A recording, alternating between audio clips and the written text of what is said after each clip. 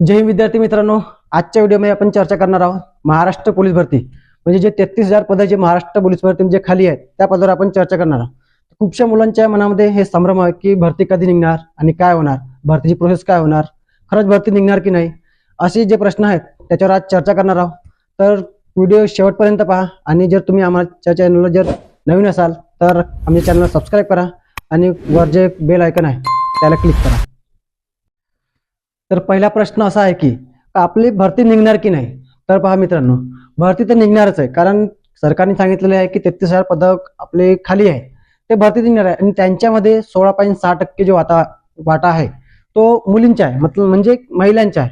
तर एवढी प्रोसेस तर हे 33,000 ची होणार नाही, पण जे आहे म्हणजे ज्या आधी सांगितलं होते मुख्यमंत्र्यांनी की 10,000 पदाची आम्ही भरती घेऊ, तर ते 10,000 पदाची भरती तर ते नक्कीच निघणार विद्यार्थी मित्रांनो। कारण आता मुंबईची परीक्षा आहे, आता मुंबईची परीक्षा जवळपास या महिन्यात होऊन जाईल, म्हणजे 30 डिसेंबर पर्यंत ते परीक्षा घेण्याचे नियोजन आहे। तसेच पुणे लोहमार्ग आहे याची सुद्धा जे फिजिकल आहे ते सुद्धा होऊन जाते। तर म्हणजे जानेवारीच्या पहिल्या आठवड्यामध्ये किंवा दुसऱ्या आठवड्यापर्यंत म्हणजे पुराणी जे पोलीस भरती आहे त्यांचे पूर्ण क्लिअर होऊन जातो।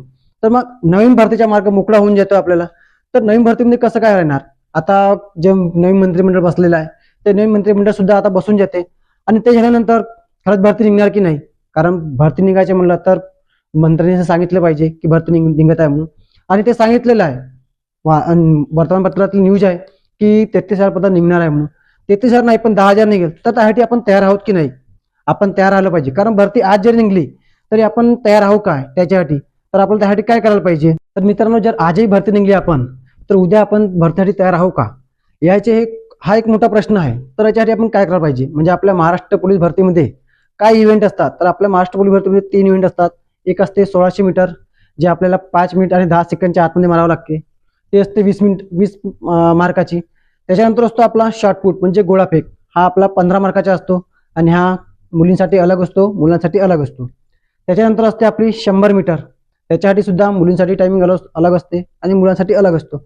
जे 3 इव्हेंट असतात, तर हे 3 इव्हेंट आपण आउट ऑफ कसे करायचे याच्यावर आपल्याला भर द्यायला पाहिजे। कारण जर आता 1 महिन्यानंतर बी आपली जर फिजिकल निघून राहिली म्हणजे पोलीस भरती निघून राहिली, तर आपली लगेच 1 महिन्याचा टाइम असतो, त्या 1 महिन्याच्या नंतर आपली फिजिकल चालू होऊन जाते। तर आपण तयार आहात का, तर त्यासाठी आपल्याला तयार राहायला पाहिजे। हे 3 इव्हेंट आपल्याला मजबूत करून ठेवायला पाहिजे। आणि त्याच्यानंतर असते मेन म्हणजे की पेपर सुद्धा, कारण आपली आजही निघली तरी आपल्याला पेपर आपण चांगल्या प्रकारे मारलो पाहिजे आणि आपण लागलो पाहिजे, आपल्यात एवढी ताकद आपल्यामध्ये असायला पाहिजे। तर हेच आहे।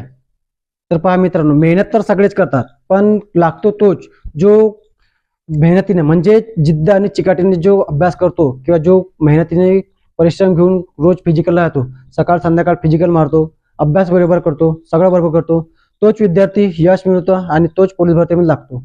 आशा करतो मी की तुम्ही सुद्धा लागाल, तुम्ही सुद्धा करा, कारण भरती निघणारच आहे, काही ना काही भरती निघणार। 33,000 नाही तर 10,000 तरी भरती निघणारच आहे, तर त्यासाठी आपण तयार राहिलो पाहिजे। मला वाटतं की तुम्ही तयार आहात, हीच आशा करतो मी, आणि तुम्ही पुढचे भावी पोलीस व्हाल अशी मी इच्छा करतो, व्यक्त करतो, ईश्वरचरणी प्रार्थना करतो तुमच्यासाठी। आणि हेच म्हणतो की जर तुम्हाला आमचा व्हिडिओ आवडला असेल तर तुम्ही चॅनलला सबस्क्राईब करा आणि वर जे बेल आयकॉन आहे ते प्रेस करा। भेटू पुढच्या वेळेस, नेक्स्ट टाइम। जय हिंद।